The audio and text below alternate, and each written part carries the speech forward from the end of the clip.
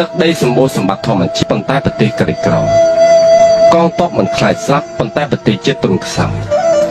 បាត់បង់ទឹកដីម្ដងបន្តិចម្ដងបន្តិច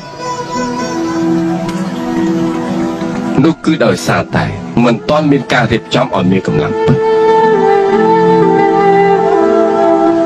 អ្វីទៅដែលហៅថាកម្លាំងពិតបានន័យថាមានមនុស្សច្រើនមានអ្នកស្រែចម្ការមានជាងសាងសង់ជាងធ្វើឧបករណ៍ប្រើប្រាស់ឃ្លាំងវិជ្ជាមានប្រាក់បបោ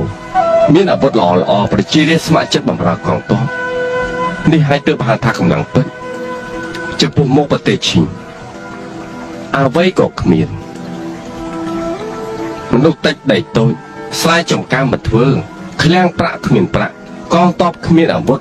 កាប់ចាក់គ្នាឯងនេះជាការពិតហើយវិធីគ្រប់យ៉ាងគឺគ្មានប្រសិទ្ធភាពទេ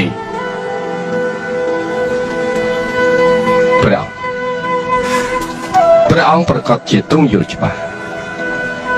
បាននិយាយឲ្យខ្លីទៅគឺជាបញ្ហាតែមួយជួបព្រះអង្គឆ្លៀសវៃគឺខ្លាំងជួបនឹងព្រះអង្គធម្មតាគឺខ្សោយជួបព្រះអង្គអត់បានការវិនិច្ឆ័យនេះហើយគឺជាមូលហេតុមានអ្នកដឹកនាំឆ្លៀសវៃដូចជាព្រះអង្គប្រទេសឈីនពិតជាខ្លាំងការធ្វើដំណើរលំបាកយើងក៏សង្ឃឹមថាអាចធ្វើដំណើរទៅមុខបានដែរ